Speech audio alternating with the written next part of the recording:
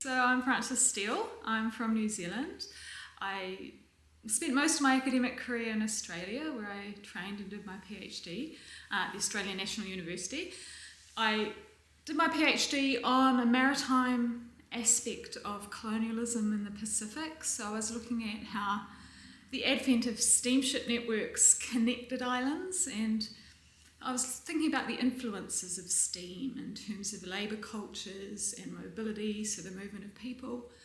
And then, I taught for a number of years in Australia, and then I moved back home to New Zealand in 2021 to the University of Otago, where I teach about the Pacific, about Australia and New Zealand. So here at the Käte Hamburger Centre in Munich, I'm looking at a project that really came out of my earlier work on steamship networks. So I'd been interested in the movement of people, but doing that work I realised ships were carrying a lot of things, so a lot of cargo. And it became clear to me that steam was aligned with another technological development, and that's refrigeration. So my focus here is on the emergence of this technology to keep things cold, and the implications of that for trade in food, so trade in perishable produce, which couldn't be moved around the world over great distances until this technology emerged. So when you think about New Zealand's history and refrigeration, it's really been about transforming that country in terms of its settler colonial history into farmland and growing meat and dairy produce and shipping that right across the world to Britain. And that's quite a well-known story and transformation, really, of New Zealand from the late 19th century. So we really understand that, this notion that New Zealand became a kind of farmland for Britain. Less is known about how New Zealand's transformation may have influenced the wider Pacific, where New Zealand was itself an imperial power.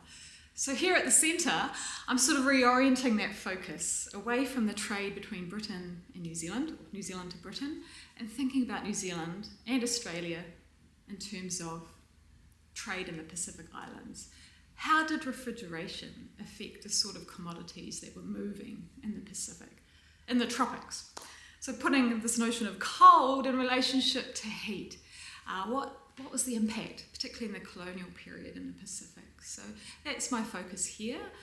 So starting with refrigeration itself, how did that develop in the Pacific?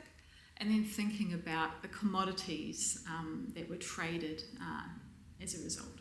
So thinking about how this project might connect to disconnectivity, which is our sort of orienting theme here at the centre. When you think about refrigeration, it's often talked about in terms of the emergence of a chain, so a cold chain, this kind of linear notion of connectivity from a site of production to distribution, so the shipping networks, and then at the other end, consumption. So this notion that places of cold are connected quite clearly to enable this trade. What I've found in the Pacific is it doesn't work like a chain necessarily. This notion of these stable places of cold doesn't map so nicely onto the Pacific. For much of the Pacific, the cold chain was just the ship, so there were no places in the islands to keep things cold. So when frozen meat, for instance, arrives on a ship, it has to be eaten pretty quickly. And it privileges usually the Europeans who are resident in port and aspire to eat this sort of food. So there's this sense that a chain doesn't really fit. But what I've also found is that there are these more isolated places of cold in the Pacific that start to emerge.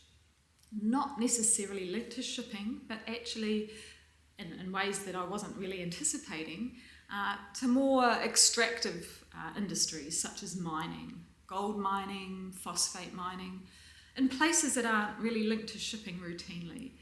So what we see is cold storage plants are being established so that people working in these industries can be provisioned with the sort of foods that are deemed necessary for their health and their capacity to work in these industries. So they're quite isolated sites and not really about food production in that sense. So to me, it's been quite interesting to map the spaces where cold emerges. And as I said, it's not a kind of connected history.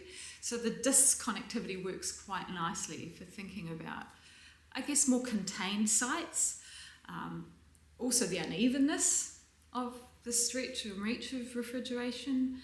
And the fragility of some of this infrastructure.